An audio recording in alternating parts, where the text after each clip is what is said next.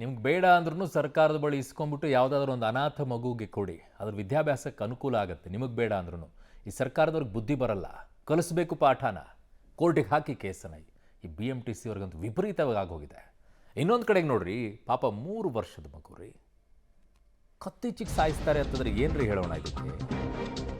ಅದು ಚಾಕುವಿನಿಂದ ಮನಸ್ಸಾದ್ರೂ ಬರುತ್ತೇನ್ರಿ ಆ ಪಾಪ ಪುಟಾಣಿ ಮಗುವನ್ನ ನೋಡಿ? ಅಪ್ಪನ ಮೇಲಿರುವಂಥ ಕೋಪಕ್ಕೆ ಮಗನ ಕೊಲೆ ಮಾಡುವಂಥ ಮಟ್ಟಕ್ಕೆ ಹೋಗ್ತಾನೆ ಅಂತಂದ್ರೆ ಅವನು ಎಂಥ ರಾಕ್ಷಸ ಇರಬೇಕು ಅಂತ. ಸಂಬಂಧಿಯಿಂದಲೇ ಚಾಕುವಿನಿಂದ ಕತ್ತು ಕೊಯ್ದು, ಅಯ್ಯಪ್ಪ ಪಾಪ. ಮಾರುತಿ ವಾಲಿಕಾರ್ ಮಗನ ಕೊಲೆಗೈದಿದ್ದಾನೆ ಸಹೋದರ ಭೀಮಪ್ಪ ಅಂತ ಅಮ್ಮಿನಗಡ ಪೊಲೀಸ್ ಠಾಣೆಯಲ್ಲಿ ಪ್ರಕರಣ ದಾಖಲಾಗಿದೆ. ಏನ್ರಿ ಮಾಡ್ಬೇಕಿಂತವ್ರನ್ನೆಲ್ಲ, ಇನ್ನೂ ಬದುಕಿಸ್ಬೇಕಾವ್ರನ್ನೆಲ್ಲ?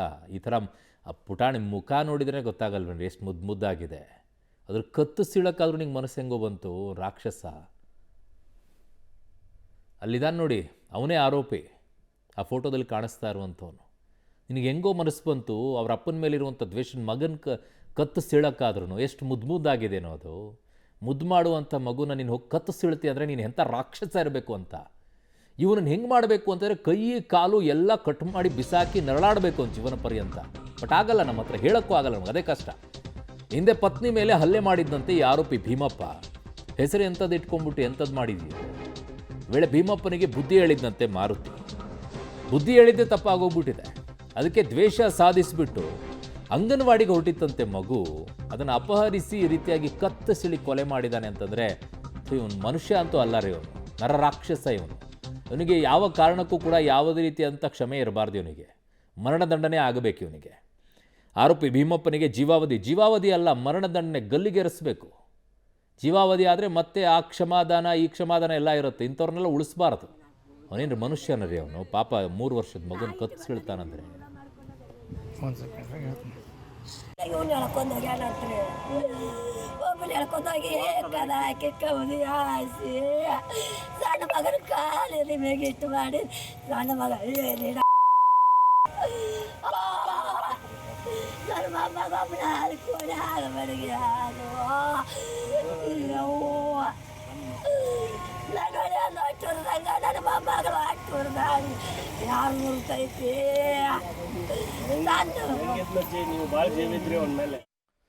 ನನ್ನ ಸಹೋದ್ಯೋಗಿ ಈಗ ರವಿ ಹಳ್ಳೂರು ಬಾಗಲಕೋಟೆ ಪ್ರತಿನಿಧಿ ನನ್ನ ಸಂಪರ್ಕಕ್ಕೆ ಸಿಗ್ತಾ ಇದ್ದಾರೆ. ರವಿ, ನಿಜಕ್ಕೂ ಕೂಡ ಅವನು ಮನುಷ್ಯನಂತೂ ಅಲ್ಲ ರೀ, ಅವನು ರಾಕ್ಷಸನೇ. ಅವನೇನು ಹಿಡಿದಿದ್ದಾರಾ ಪೊಲೀಸರು ಅಥವಾ ಇನ್ನೊಂದು ತಪ್ಪಿಸ್ಕೊಂಡು ಹೋಗಿದ್ದಾನ? ಯಾರ್ರೀ ಅವನು? ಯಾವ ಮನಸ್ಥಿತಿಯಲ್ಲಿದ್ದಾನೆ ಅಂತ ಅವನು? ಹೌದು ಅರುಣ್, ಏನು ಒಂದು ಹೃದಯ ವಿದ್ರಾವಕ ಘಟನೆ ಇಲ್ಲಿ ನಡೆದು ಹೋಗಿದೆ ಅಂತ ಹೇಳ್ಬೋದು. ಏನು ಬಾಗಲಕೋಟೆ ಜಿಲ್ಲೆಯ ಹುನಗುಂದ ತಾಲೂಕಿನ ಅಮೀನ್ಗಡ ಪೊಲೀಸ್ ಠಾಣಾ ವ್ಯಾಪ್ತಿಯಲ್ಲ ಬೆನಕನವಾರಿ ಅನ್ನುವಂಥ ಗ್ರಾಮದಲ್ಲಿ ಈ ರೀತಿಯಾದಂಥ ಒಂದು ಘಟನೆ ನಡೆದಿದೆ ಅಂತ ಹೇಳ್ಬೋದು. ಅರುಣ್, ನಾನೀಗ ಆ ಪ್ರತ್ಯಕ್ಷ ದೃಶ್ಯಾವಳಿಗಳನ್ನು ನಿಮಗೆ ತೋರಿಸ್ತೀನಿ. ಈ ದೃಶ್ಯಗಳನ್ನು ನೋಡಿದರೆ ಎಂಥವರ ಹೃದಯವು ಛಿದ್ರವಾಗುತ್ತೆ. ನೀವು ನೋಡ್ತಾ ಇರ್ಬೋದು, ಇದೇ ಮನೆಯಲ್ಲಿ ಆ ಪುಟ್ಟ ಬಾಲಕನನ್ನು ಕರೆದುಕೊಂಡು ಹೋಗ್ತಾನೆ ಭೀಮಪ್ಪ. ಏನು ಅಂಗನವಾಡಿಗೆ ಹೋಗುವಂಥ ಬಾಲಕನ ಎತ್ತಾಕಿಕೊಂಡು ಹೋಗ್ತಾನೆ. ಅವನ ಜೊತೆ 4 ಜನ ಮತ್ತೆ ಸಣ್ಣ ಮಕ್ಕಳನ್ನು ಕೂಡ ಕರೆದುಕೊಂಡು ಹೋಗಿದ್ದ.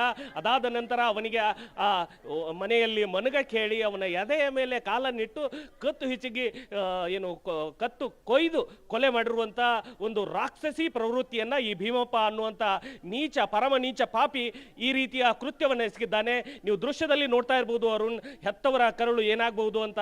ಅಲ್ಲಿ ದೃಶ್ಯದಲ್ಲಿ ಪಾಪ ಅಳ್ತಾ ಕೂತಿರೋ ಅವರ ತಾಯಿ, ಆ ಮುಗ್ಧ ಬಾಲಕನ ಪುಟಾಣಿ ಬಾಲಕನ ತಾಯಿ, ಅವರ ರೋದನೆ ನಿಜಕ್ಕೂ ಹೇಳಕ್ಕಾಗಲ್ಲ. ಆ ರೀತಿಯಾದಂತಹ ದುಃಖ ಪ್ರವೃತ್ತ ರೀತಿಯಲ್ಲಿ ಇಲ್ಲಿನ ಗ್ರಾಮಸ್ಥರು, ಮಹಿಳೆಯರು ಅವನ ನೀಚ ಕೃತ್ಯಕ್ಕೆ ಖಂಡನೆಯನ್ನು ವ್ಯಕ್ತಪಡಿಸಿ ಕಣ್ಣೀರನ್ನು ಹಾಕ್ತಾ ಇರತಕ್ಕಂಥ ದೃಶ್ಯಗಳು ಸಹಜವಾಗಿ ಇಲ್ಲಿ ಕಂಡು ಬರ್ತಾ ಇರತಕ್ಕಂಥದ್ದು. ಇನ್ನು ಈ ಭಾಗದಲ್ಲಿ ನೀವು ನೋಡೋದಾದ್ರೆ ಈ ಆರೋಪಿ ಏನು ಪರಮ ನೀಚ ಆರೋಪಿ ಏನಿದ್ದ ಭೀಮಪ್ಪ ವಾಲಿಕಾರ್, ಅವನ ಮನೆ ಇದು. ಅವನ ಮನೆಯ ಪಕ್ಕದಲ್ಲಿರ್ತಕ್ಕಂಥ ಇನ್ನೊಂದು ಮನೆಗೆ ಆ ಪುಟ್ಟ ಬಾಲಕನನ್ನು ಕರೆದುಕೊಂಡು ಹೋಗ್ತಾನೆ. ಕರೆದುಕೊಂಡು ಹೋಗು ಏನೂ ಅರಿಯದ ಆ ಪುಟ್ಟ ಬಾಲಕನನ್ನ ಮಲ್ಗ ಕೇಳಿ ಅವನ ಕೊತ್ತನ್ನು ಕೊಯ್ದು, ಅಂದ್ರೆ ಕೋಳಿಯ ಬಲಿ ಕೊಡಬೇಕಾದ್ರೆ ಯಾವ ರೀತಿ ಮಾಡ್ತಾರೆ ಆ ರೀತಿಯಾದಂಥ ರಾಕ್ಷಸಿ ಪ್ರವೃತ್ತಿಯನ್ನ ಈತ ಮೆರೆದಿದ್ದಾನೆ. ಈಗಾಗಲೇ ಹುನಗುಂದ ಪೊಲೀಸರು ಇವನನ್ನ ವಶಕ್ಕೆ ತೆಗೆದುಕೊಂಡು ಹೋಗಿರ್ತಕ್ಕಂಥದ್ದು. ಅಂದ್ರೆ ಈ ಹಿಂದೆ ಈ ಭೀಮಪ್ಪ ಏನಿದ್ದ, ಇವನು ಒಂದು ತನ್ನ ಹೆಂಡತಿಯ ಜೊತೆ ಜಗಳವಾಡ್ತಿದ್ದ. ಆ ಒಂದು ಕಾರಣಕ್ಕೆ ಈ ಮುಗ್ಧ ಬಾಲಕನ ತಂದೆ ಮಾರುತಿ ಅನ್ನುವಂಥವ್ರು ಅವನಿಗೆ ಬುದ್ಧಿವಾದವನ್ನು ಹೇಳ್ತಾರೆ.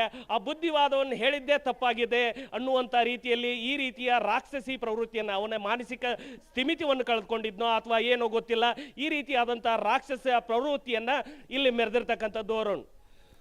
ಓಕೆ ರವಿ ಹೇಳು, ನಿಮ್ಮೆಲ್ಲ ಮಾಹಿತಿಗೆ ಧನ್ಯವಾದಗಳು. ಅದು ಹೇಳಿದ್ರು ಅವನು ಅವ ಫೋನ್ ಹತ್ರ ಇದ್ದಾನೆ, ಹುಡುಗರ ಅಪ್ಪ ಫೋನ್ ಹತ್ರ ಇದ್ದ.